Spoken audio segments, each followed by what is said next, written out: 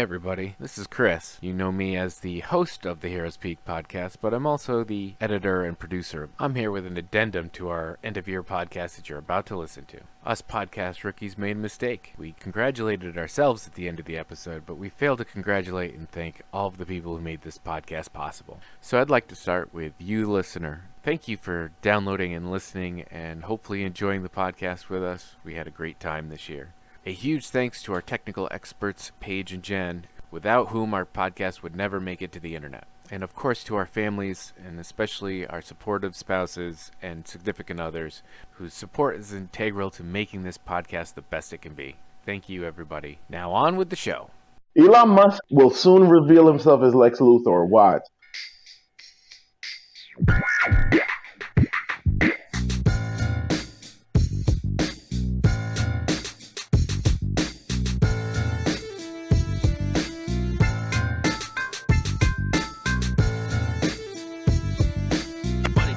Says you gotta put your behind in your past.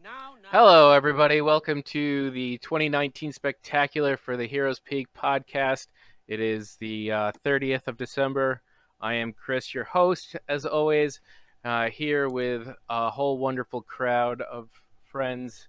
Let's start with James. Hey, James, how you doing? Hey, man. Happy holidays. Happy New Year to everyone. Don't sound so excited, James. Keith. Hi, Keith. What's up? Yo, what's going on, guys? And Mike. Better late than never. How you doing, Mike? I'm good. Thanks. Happy New Year, everyone. Happy holidays, Merry Christmas, whatever if you're still in the middle of Kwanzaa, Festivus, Hanukkah, Kwanzaa. Our Christmas is next week, so Canada has a different Christmas. Yeah. Different Christ. He says sorry Trudeau. a lot. Yeah. Get it right. All right. Welcome to our end of 2019. Spectacular is a big word. We're here to talk about everything that we remember from this year, and whether it was good or bad. And if you've listened to our cast all year, you probably know a lot of our opinions already. But we're going to do it anyway. Thank you. All right. Wait, So, we have listeners? Yeah, we have a live studio audience. Nice. All right. Everybody keep it down. So I'm going to actually let James drive the ship here because he has the best memory of the group. Maybe it's the exercise thing. It keeps blood pumping to his brain.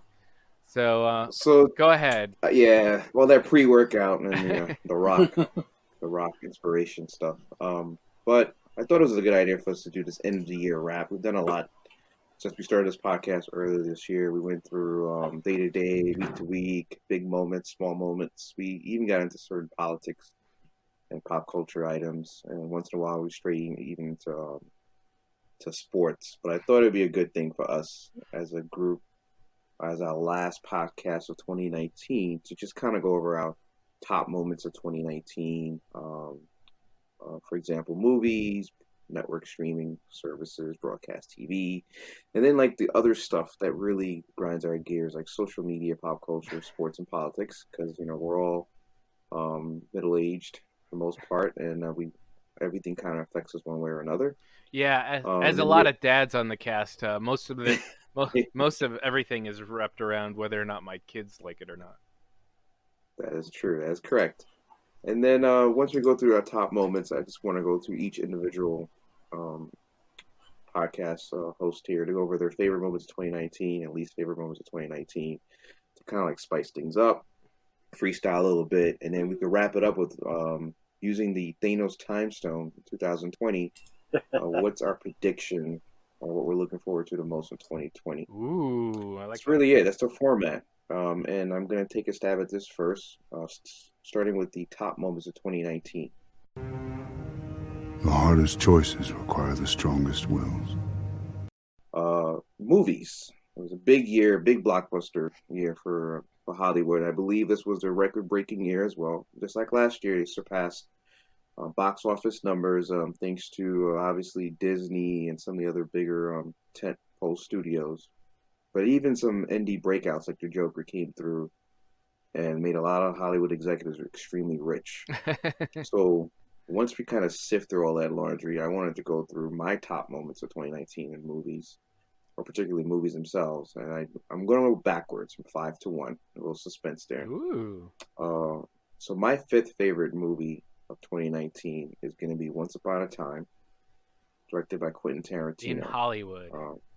Once Upon a Time in Hollywood. We're talking about Hollywood the whole time. Not the TV show on Disney Channel. On ABC, which was a good show, by the way. I enjoyed that the show. First 2 seasons anyway. Yeah, it was. So Once Upon a Time in Hollywood is supposedly one of the last movies directed by Quentin Tarantino. He keeps saying, this is the last one, this is the last one. And I'll know it when he does the Kill Bill 3, that's when I believe that'll be his last movie. But he was talking about doing that R-rated Star Trek, right? It looks like he's backed out of it. Yeah, I think he would do it anyway. So Once Upon a Time is a combination of letter by Tarantino with Hollywood making and the late 60s, early 70s, while also intertwining the Sharon Tate story and Charles Manson massacres. And for the most part, this thought was top-notch in directing, top-notch in acting. You had both Brad Pitt, Leonardo DiCaprio going head-to-head, and some will say Brad Pitt kind of won that battle. I like to say Leo did, but regardless, we all won because we had a chance to see these two guys truly for some great scenes. And I know we're doing spoilers, or I'm not sure, not doing spoilers, but the best moments for me in this movie was when Leo was actually playing an actor who's acting in a script, and he keeps getting his line wrong, and then he just kind of sees himself up, and then he goes through the entire script one more time, when he, getting his shit together. And for a second, you're forgetting the fact you're watching a movie by an actor who's playing another actor in that movie. And then when they finally say cut, you realize, oh shit, yeah, he was actually acting it out as his character was played by Leonardo DiCaprio. So I think Tarantino did himself well here. Some would say that he went a little berserk with the scenes and making sure it was true. Like they shut down a whole section of Hollywood to recreate everything that occurred in that timeline in the late 60s. But other than that, I think it was a great movie. And in a typical Tarantino fashion, like he did with Inglourious Bastards, there's a twist at the end that doesn't actually it's not per historical accuracy, and some folks are in a tizzy about that. But it's Tarantino. He's got the freedom he got the liberty to do what he wants to do with his movies, historical accuracies, and great movie. You're talking about when they killed Hitler in the theater, right? Yeah. Yeah, I mean, if you haven't seen. Sorry, guys, but if you haven't seen it by now, you're not going to see it, right? So, right. Yeah. So in this one, Sharon Tate does not get killed by the Mansons. Actually, Leo and Brad Pitt saved the day with some hijinks and flamethrowers involved, and karate, kung fu, all types of crazy shenanigans. I probably should have told you I haven't seen it yet.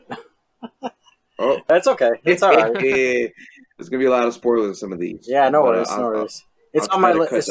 You know what? It's on my list for like tonight or tomorrow, actually. So it's all good. Yeah, I didn't even tell you about the Bruce Lee part, but yeah. No, you know what? I saw Bruce Lee in the trailer. I was like, oh, cool. So I don't know how good that came out.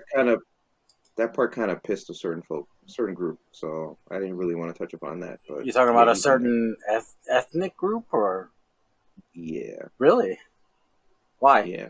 Well, basically because Tarantino decided that his guy he created could beat up the great, we've had this short discussion about, a legendary, kung fu master or actor or whatever. And basically Tarantino came out and said, yeah, my guy could beat him up.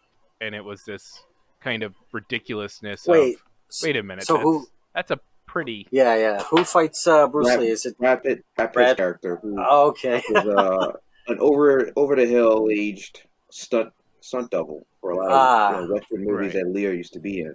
Yeah, so obviously he's got some background. He was a military man.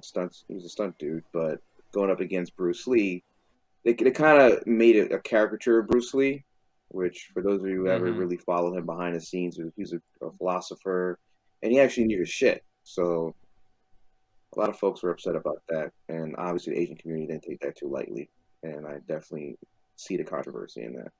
So moving right along, my fourth favorite movie of 2019 was The Joker. And I'm not going to dive too deep into this because we have a whole podcast about this movie, but I thought this movie was pretty good. It was a breath of fresh air for all of the previous DC movies that we were watching, although this is not considered to be part of the DC film universe. It still carries a DC flag, obviously, with the Joker. Spoiler alert. Yeah, I call that the incel training manual. Incel training manual. Oh. Jeez, dude. It did drive those guys out in a huge group to support this movie. Hence the 1.5 billion it made. So yeah, that was my fourth favorite movie. Now we get to a couple surprises. My third favorite movie, which is a recent movie, and this one I kind of broke the trend. I know this was on Netflix, but this was also it also aired in certain movies in movie theaters in New York and LA. So I'm cheating a bit and putting this in my movie category, and that is The Marriage Story with Adam Driver and Scarlett Johansson. Oh wow! My wife and I watched this. We knew the buzz, the potential Oscar buzz, so we sat down and watched it, and it was a very, very well written story with some very human moments that speaks to the human condition when it comes to relationships. Although it's called a marriage story, I mean, you could take this and apply it to friendships, romantic relationships. Doesn't have to be an actual marriage, but it's very interesting how two people have a different perspective of something that they built together, and during tough times, how to kind of get over it while still going through real life issues with lawyers and kids and friends and family and parents. So there's a couple moments in there. Again, not to bring up Star Wars, but seeing Adam Driver in this particular scene where you could see him as an actor, like this dude he's got the tools, and then you're like, man, Star Wars really wasted this dude. And obviously Scarlett Johansson, she's she's good. So she carries the child. Yeah, she's not a lightweight. She's not a lightweight. She holds her own against Adam Driver very well. So I thought that, to me, was my third favorite movie of 2019. My second favorite movie of 2019, which we also didn't discuss because I think this came out before we actually had a pod or we were just starting, was Us by Jordan Peele. I know Us is classified as one of those psycho thriller horror movies, but to me, I thought this was also a social driven, I guess, like his predecessor, Get Out, on the American culture, advertisement.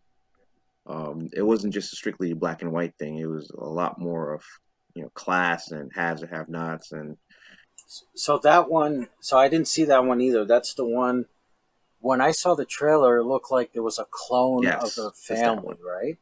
Yes. Trying to take over? Yes. Okay. So the thing I like about this is the trailer doesn't reveal to you what's really happening in the movie. It gives you like the moments, like the jump scares and like the eye-opening moments. But once you watch the movie, it halfway through, you understand what's happening a lot better. And then by the time you get to the second half of the movie, you're like, holy shit, like I see where this is going. So no Palpatine voice at the end of the trailer, then? No, dude. No fucking Palpatine voice. And then my my number one movie is gonna have to be Avengers Endgame, man. It is what it is. I went into this movie. Actually, Keith, that was the first out of my 7 viewings.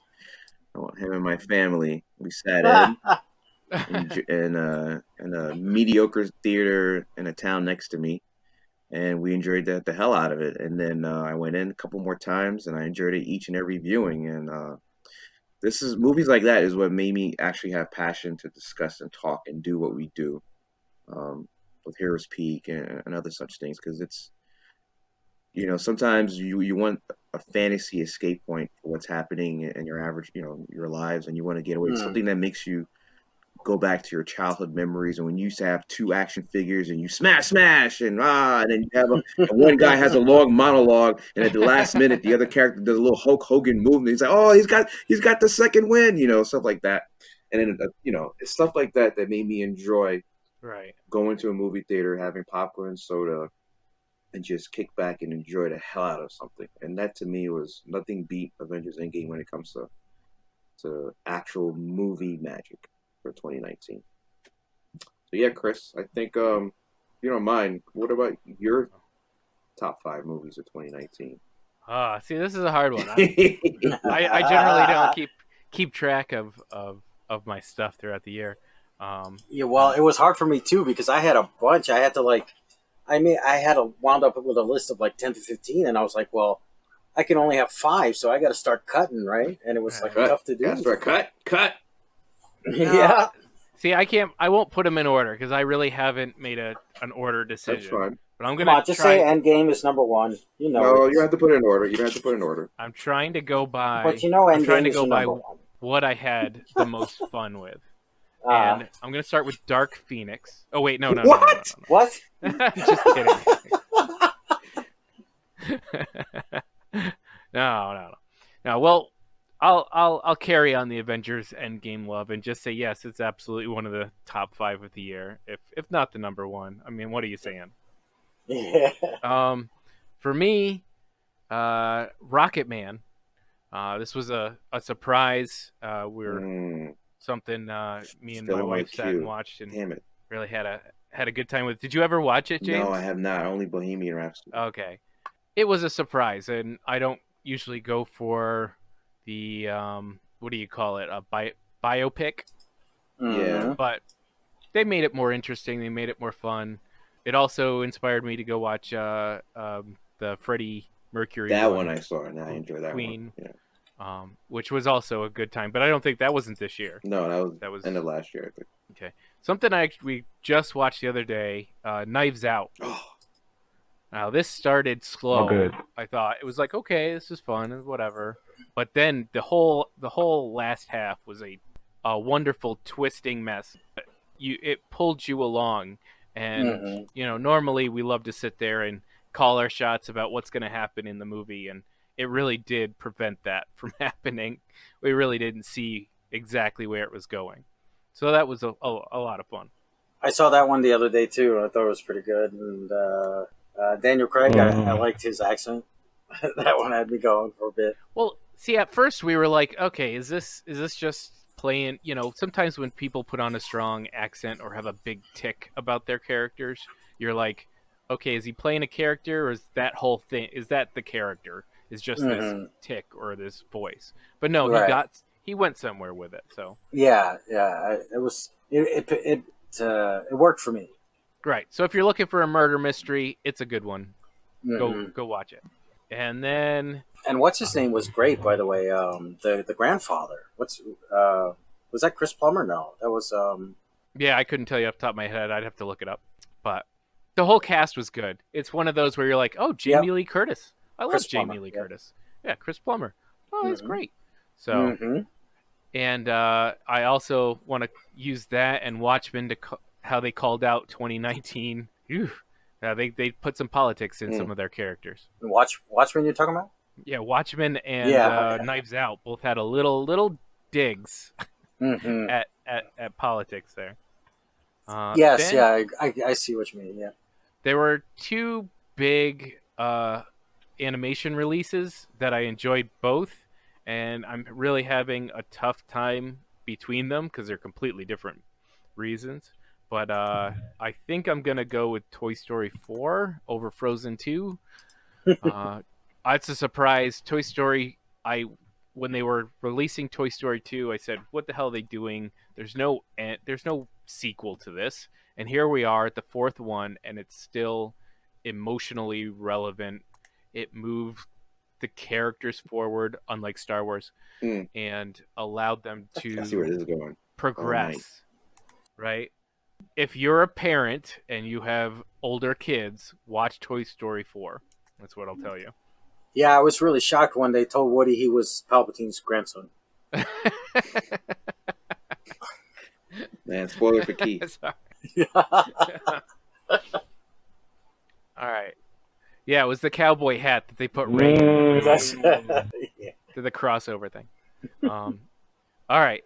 And then my last one, I think I'm going to have to go with Captain Marvel. It's in my list. I had a good dun. I had such a good time in the theater with it. It's I had okay. a You're lot in a of safe fun. space here. No toxic fandom. Right. I you know what? I thought about it for I cut it, but I initially had it on my list too. So I've on second Jeez. viewing, it wasn't as emotionally resident for the character in her where she's supposed to make her switch, and I get that. We're not talking about perfect movies. This was just it resonated, it was fun, and I think it was a good addition to the Marvel universe before, she was just used as a bomb in Endgame. So That's true. So that would be my top 5 for All the right. year. Hey, Mike, you're up next. all right, so I think so. James, you just did your movies, right? We're gonna do TV. Yeah, we're after? doing TV after. Because I broke it into. I did top 5 movies and top 5. Yeah, TV we're gonna movies. do. Because that was the homework assignment, Chris. No, I don't do homework. You've seen my grades. just stick with your wait, you movies right haven't. now. Your top 5 movies. Yeah, so I'm gonna do my movies first. So it's really not in particular order, but obviously at the top of my list is also Endgame. What else can we say about it? It's a great movie. Right now, though, seriously, when I watch it at home, I pretty much just skip through the first act, right? I just get to the good stuff. So, Right. Because that's still 2 hours worth of movie, right? When you skip through that first act. So it's not like you're going through a movie and to get to the climax, which is only 10 minutes. Nope. Even that third final fight is an hour long, right? Right. So definitely worth it for me. And that's the way you wrap up a story, Kathleen Kennedy. This trend continues. Yeah. So yeah, Endgame's Right. probably number 1 for me. So other than that on my list, I had this movie called Long Shot with Seth Rogen and Charlize Theron. Oh, okay. You actually That was a good one. Yeah. So that one is she's the Secretary of State, and she's trying to run for president, and he's an independent journalist, and his newspaper got bought out by this conservative Fox type conglomerate. So he quit his job, and they knew each other. She used to babysit him, and he was basically in love with her since he was 12 years old. No, that's not creepy at all. That's Anakin Skywalker stuff Hold on, right there. Was Seth the creator of this? Like he wrote this himself too, right? He wrote it. He wrote. Yeah, So, he wrote this for one. Keith, think about that as someone who's under a certain illicit drugs, and he writes a script like this, and it gets bought out by Hollywood, and it stars Charlize Theron. Amazing. Go ahead, Mike. Let me guess what color he is. White boys get away with murder. So it's not like she was older than him when she was babysitting. She was like 14 or 15, right? So it was basically his first crush. You're describing the prequels, Mike. Oh my God! It continues. So they meet up again. Is that you? You've grown. Seth. You've grown, Seth. Oh, It's man. not the only thing that's growing. No. Alrighty. So they meet up again at a party. She looks up his work, and she needs a writer for her speeches. She hires him, and a whole bunch of comedy ensues, and a whole bunch of drama ensues, and a whole bunch of romance ensues. But it was a really good, fun movie. Like, it's a great date movie.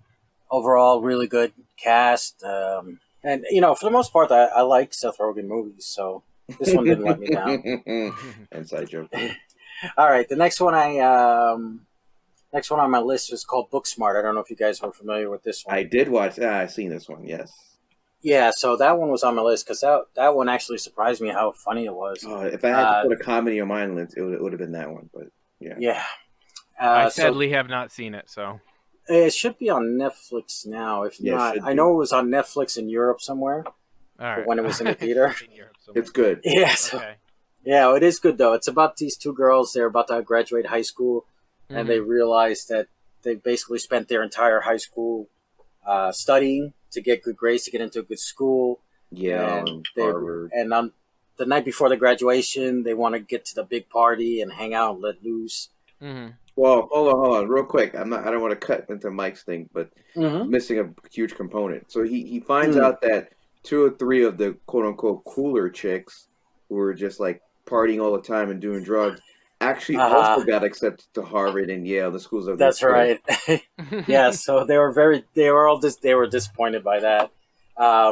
Also, the one of the girls is gay, and I don't think she had come out to anybody except her friend. Yeah, but she wanted to.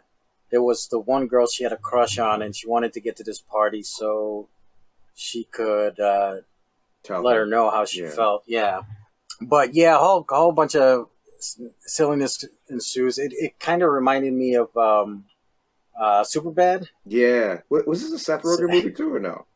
At least This one was done by it was directed by Olivia Wilde. Okay. Oh, I know her. Okay. Yeah. So, but that one was on my list because it was so really funny. Pretty good story, good actors. All right, what else you got? Next one is Glass. So, if you're not familiar with Glass, Glass is the third movie of the trilogy from M. Night Shyamalan, from Unbreakable and Split, and that ties up the story of our Unbreakable character and our Mr. Glass character and our DID guy who can turn into the Beast. Mm-hmm. And they basically get locked up in an asylum, and the therapist is trying to cure them, or so we think. At the end, they wind up all getting into a fight. And I don't know if I want to give it away, but basically, don't give it away. Because the ending was pretty good, I thought, and there was a surprise with the therapist and all that. So, but that one was on my list of good movies this year. And the last one I'm going to add to my list this year was Bumblebee, only because it was basically the Transformers movie I was waiting for. No, I agree. I had Bumblebee out there along with Pikachu. Actually, was I did not have Pikachu. Possibility. I forgot about that one. I like that one too. It was fun. And I probably will not. No, I never got into it. My kids were really into it, and so I was expecting to hate it, and it was fun. Yeah, it was actually a lot of fun. Yeah. But Bumblebee, that first opening sequence had me when they had the original Transformers. Yeah, that was awesome. Yeah, I mean the rest of the story is like take it or leave it, right? But it was definitely better than any of the other ones. Yeah, definitely not Michael Bay style. So right there was a plus in my book, right? Oh. What? You have a problem with that? I'm one that I actually like what Michael Bay did with it, but that's just me. With the Transformers? All of them? All of them? I don't hate it. I don't hate it like everybody else. I don't hate it. It does something. No, I don't hate them either. Did you hate the first one or all of them? They just let none of them. I watch them for the same. Wow. I watch them for the same reasons, and with the exception of Bumblebee. I like that the most actually. But I watch them generally for the same reason that I watch Fast and Furious. Wow, I can see that. Well, next you're gonna tell me you like both of the G.I. Joe movies. Wait, whoa, relax. Okay. There's trash and then there's trash. I have to say that I don't like those movies, but Snake Eyes running across the side of a mountain with a sword, battling ninjas. That was pretty cool. That was cool. I was gonna say I didn't like the movies in totality, but there were themes about the movies that I liked. Yeah, I could watch. You know what? I could just watch Snake Eyes and what's his face go at it. Yeah, they're making a Snake Eyes and Storm Shadow movie. Yeah, that's perfect. Give me that. That's all. All right. So are we segueing to Keith, or you have another one, Mike? No, that was my 5. Those are 5? Yeah. All right, Mr. Gill. top 5 movies. Yeah, I don't really have a top 5, but it's more like 3 that I felt like, or maybe 4 that I felt like were like the most impactful to me. Not in any particular order. Emotionally, I thought this was like kind of like a weak year for me, like with movies. And then there was a couple I really felt like, of course, Avengers Endgame, which is my number 1 movie of the year. But I didn't really feel impacted by a lot of the more popular films. But there were a couple films that I saw that really like took the year for me. And I don't know if they like, got popular acclaim like that, but like one particular one, Polar. It was the John Wick 3 that I wanted. Wait, you're talking about the one with the guy with the white hair, the assassin? Yes. Oh, I saw that. That was pretty good, yeah. What was the name of the movie? Polar. Polar. Dude, if you haven't seen it, go check. I spoke about it earlier in the year, like for guys to check out. Like apparently no one did. But the movie of itself, like what's his name from Doctor Strange? Like the actor. Sit down watching it with my girlfriend, like it totally surprised us. No, Mads Mikkelsen. Mads Mikkelsen's the actor. Oh yeah, okay. Polar. Yeah. It came out at the beginning of the year, January 25th. Totally blew me away. Did not think like it. Well, and the next movie I'm gonna talk about is actually the same way too. But like, it kind of blew me away in that I know him from other things actually, but like the action in the movie, I really thought that it was an undercover, like it was a very sneaky good movie that a lot of people didn't talk about. But yeah, that's one. Brittany runs a marathon. So it's 2, yeah. Avengers Endgame. I didn't want to go more into Avengers Endgame because that's pretty much been beaten to death. Like, it was a very big movie. It was super dope. And, like, people, you could nitpick maybe here and there, but, like, I'm going to say it gave me generally what I wanted. If I'm being honest, I was slightly disappointed in it. Like, I can't even really put my finger on what it was. Like, I thought I would have more of that, like, Transformers. If you remember when the Transformer cartoon came out when you were a kid, that's the feeling I thought I was going to have from Endgame. And it didn't really deliver that, but it was still to me a blockbuster movie of the year. Well, you know what though, between Infinity War and Endgame, I pick Infinity War. So I'm kind of with you there. Yeah. But for this year, you know what? Yes. Did anybody see The Hobbit? Kids growing up now, that Infinity War dusting is going to be your version of Prime and all the Did you guys see The Hobbit movies? I think I saw. Yeah, I saw the first 2. I think it was almost like it was unnecessarily stretched out. That's all right. Yeah. Yes. I was feeling like they stretched Endgame out a little bit longer than I felt like it was a little stretched for the content that they were delivering. That was just me. Yeah, that's like why I said, like, when I watch it at home now, I like skip through a bunch of it. But entertaining and still the biggest movie to me of the year, personally. Yeah, exactly. On to another one. Actually, I think I do have 5. Because this one, I'm going to add this one, and this was actually, I saw this maybe yesterday or the day before with my girlfriend. But Brittany runs a marathon. Okay. Yo, it's a Netflix movie. Again, it's not even, this isn't like a big popular movie. Like, we thought it was going to be something different. We thought it was going to be funny because the lead is actually like a comedian from some shows that we watch. Dude, when I say like it's such a heartwarming and like not only just endearing, but like this lady turns her life around. Like, she sinks into this weird place and like she really kind of like is looking at herself as a loser and kind of buying into it, and her weight. Everything kind of centers around like her weight. She feels like if she gets her weight down, like everything will be right. Even though there's also a medical diagnosis for it, but she can't afford like gym memberships, this, that, and the other. So she had to kind of like find a way to get her fitness goals done. But she was never an exerciser her whole life. She never worked out and exercise.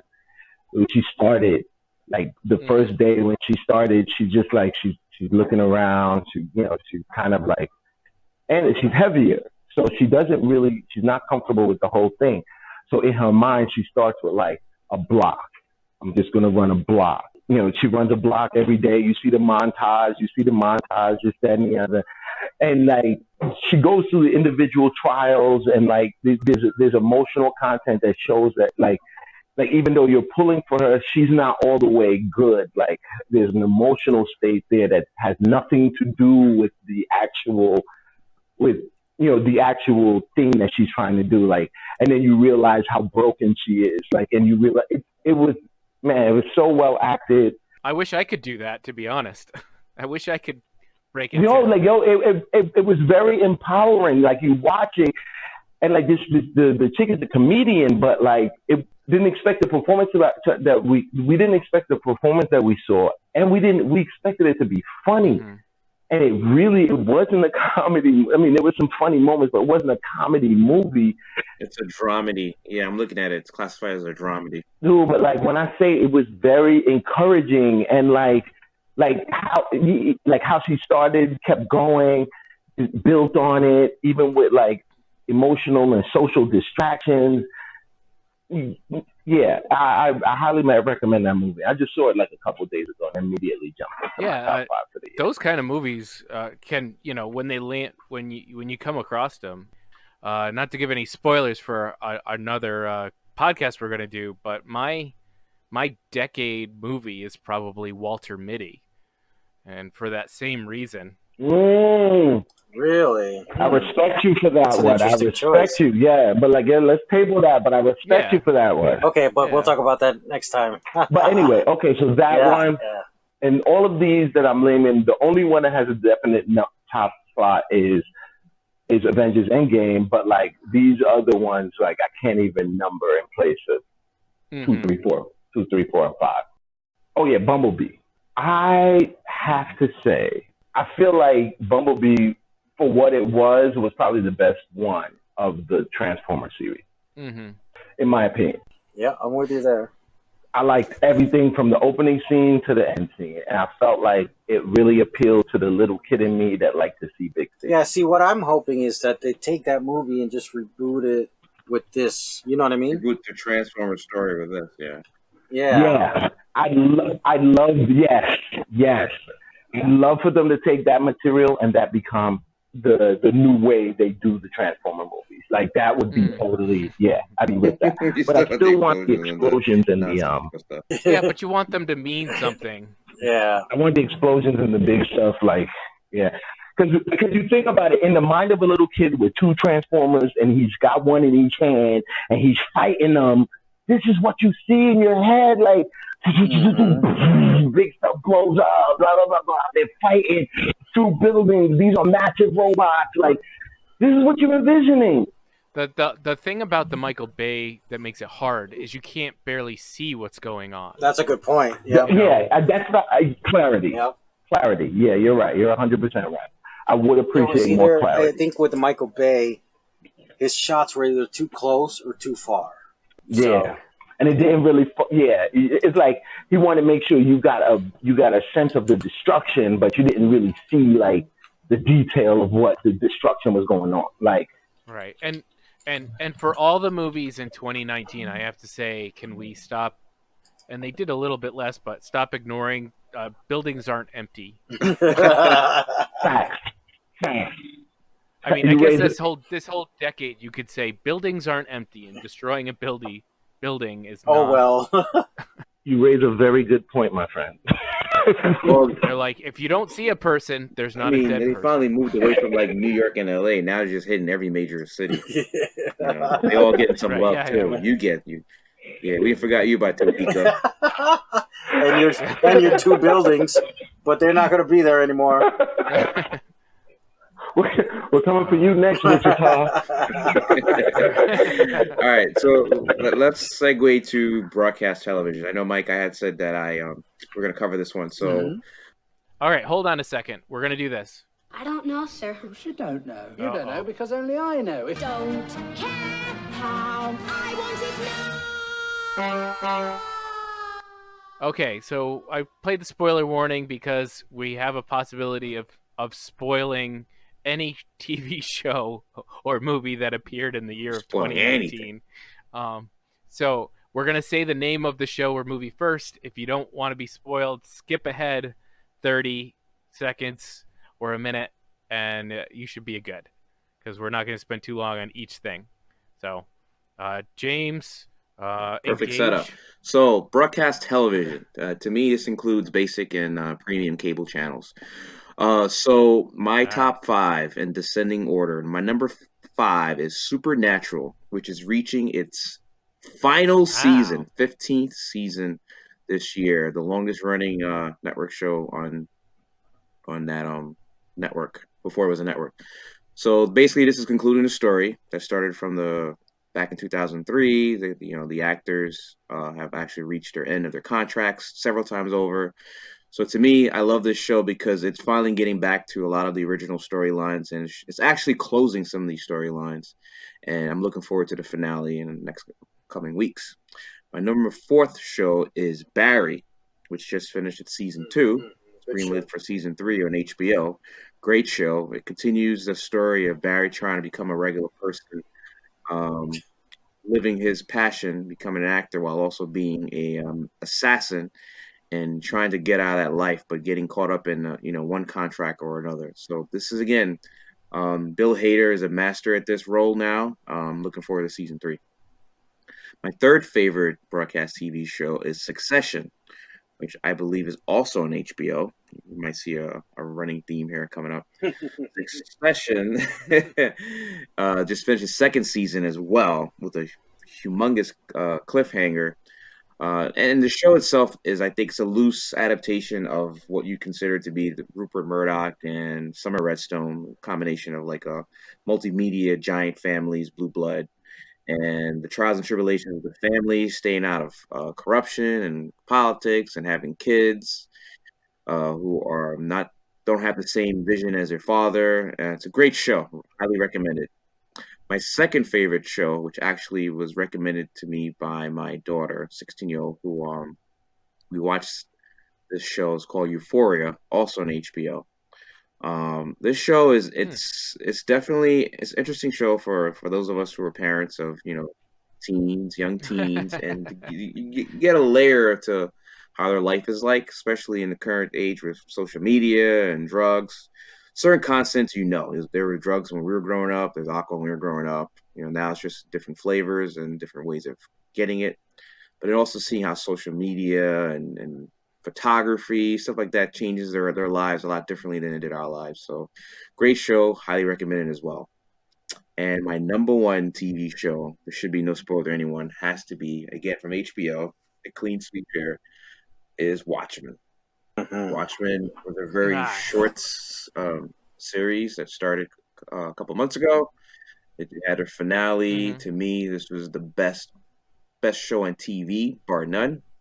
I'm looking forward to a season 2. I'm not sure if it's been greenlit yet for season 2, but to me, this show gave me inspiration, knowing that there's still great writing out there. Not everybody has to be a Chris Terrio. You can be Damon Lindelof or another person who actually has skills to helm a show like this and do actually well with it and keep us engaged from episode 1 to the finale. So those are my top 5. How about you, Chris? All right. I actually couldn't come up with a 5th. I'm sure there's one in there, but we're going to go, we're going to go out of order. I'm just going to say Watchmen is the best show on TV. I just finished it. And it's fantastic top to bottom. I didn't expect it to be this original. I didn't expect the characters to be this engaging. Even when I'm like, oh, that's a trope I kind of dislike, it still finds a way to engage me in the show. And it didn't freak out by any negative reaction some fanboys might have had. And I have to give the show and all the writers and the actors, everybody, a lot of props for that. So since we're doing network TV, did you agree with me when? Because remember you said episode 8. There was something about episode 8, and I said it would all make sense in 9.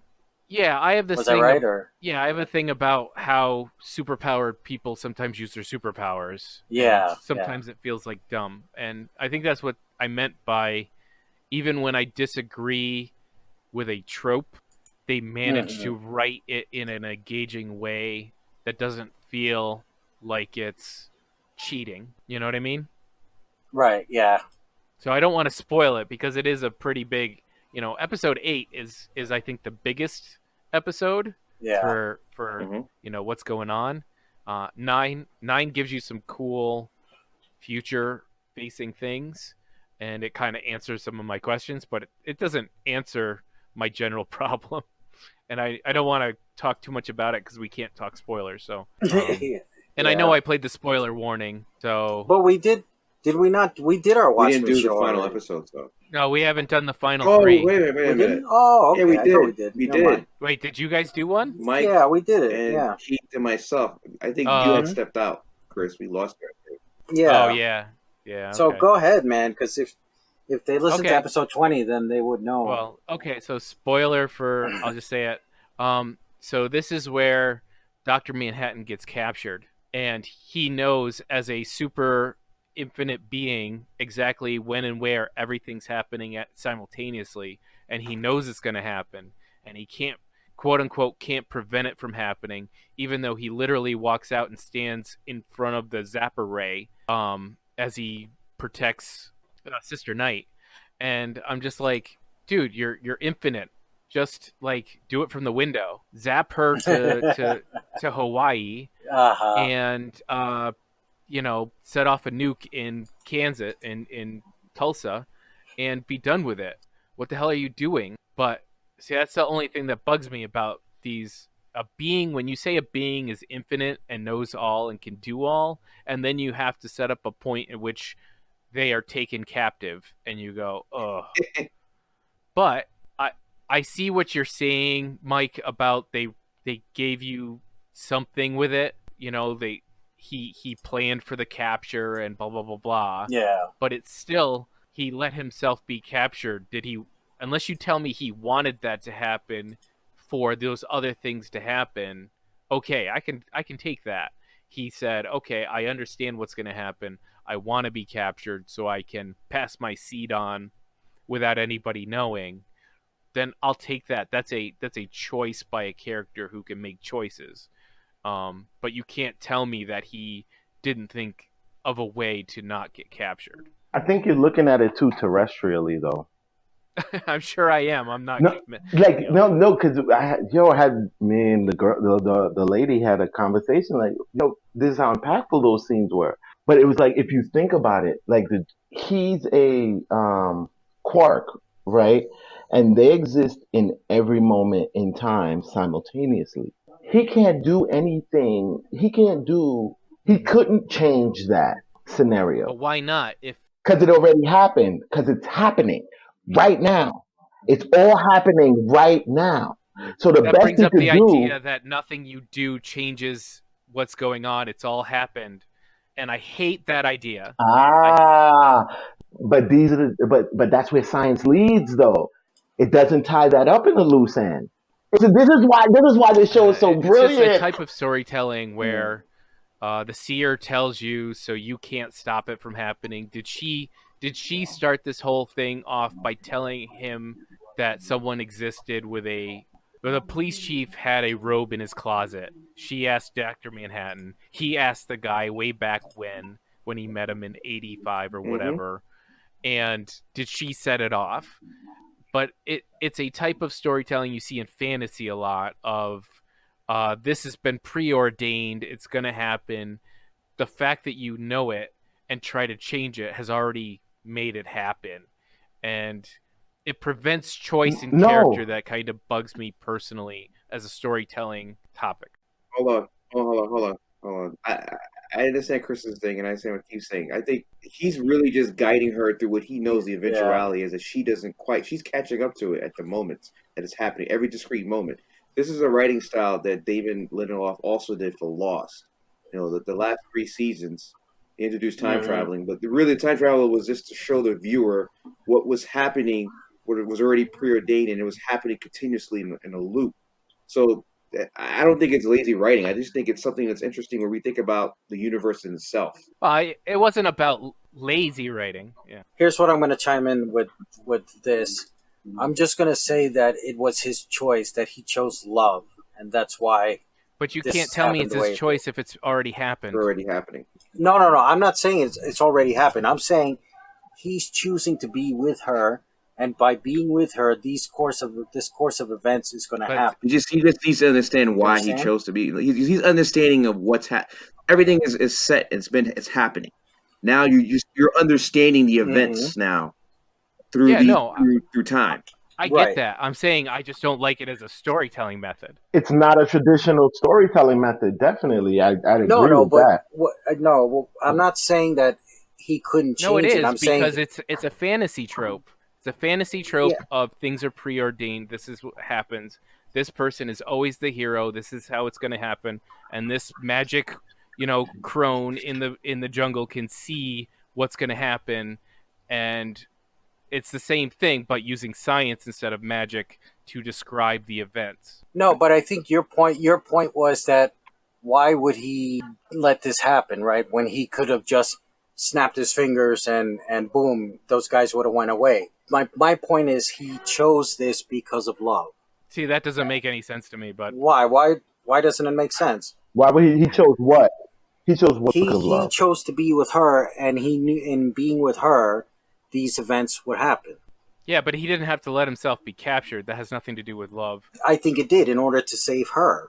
But he could have at any time prevented any of the stuff from happening that would have hurt her.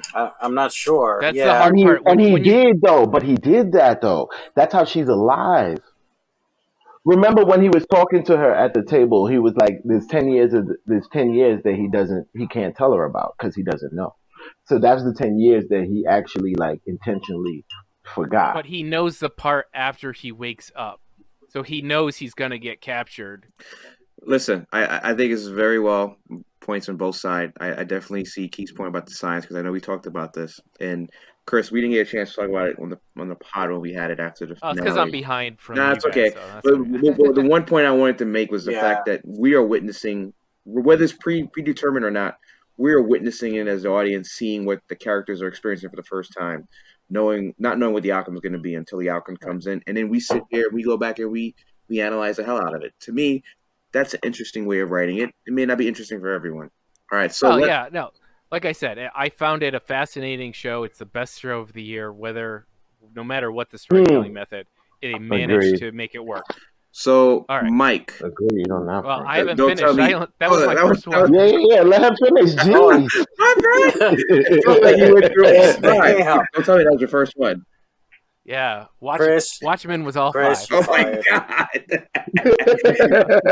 Go ahead, Chris. This will be quick because there's just four here. Watchmen episode 1, Watchmen episode 2, Watchmen episode 3, and Watchmen episode 9. Dialogue. Dialogue. So, let's talk Emergence. Emergence. I really enjoy this. It's a little bit superhero, but a little bit science, a little bit mystery. And it follows the police chief who adopts a strange girl, gets in an accident, not hurt. Follow along. It's well acted. It's nice, and it focuses on the right people. And I enjoy it, and we watch it as a family. Next one, Prodigal Son. We like murder mysteries here in the house, and this one gives you another level of creepy. Mm-hmm. So go and watch it. It's really cool. I like the main actor too. Oh yeah. And here's one out of nowhere. Songland. Songland is actually a reality TV show, and it's where 4 musical artists bring their song to one famous artist and a couple of professional writers / producers, and they perform. They get a chance to do some edits and rewrites, and one is picked. I have a thing about I really like seeing how the sausage is made, and I've never been into songwriting or anything like that, but I just love the creative process.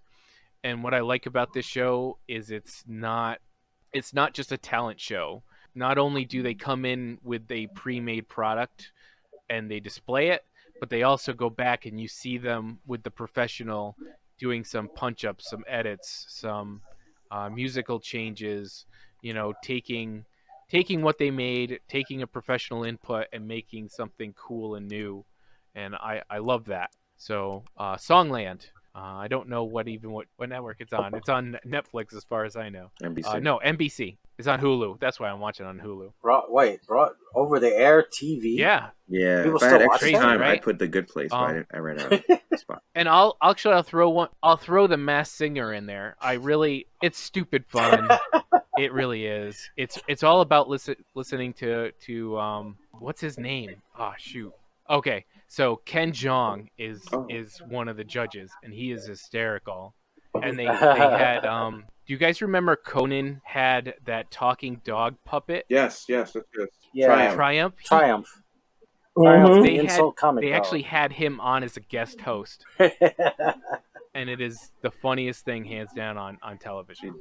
Yeah, it looked funny. I never actually sat down to watch it, but It's the commercials all it's look an funny. okay show. It's B-list some A-list celebrities coming on in masks, and they hosts have to guess who they are by their singing. Their voices changed and whatnot. But I mean, everybody else, you got Nicole Scherzinger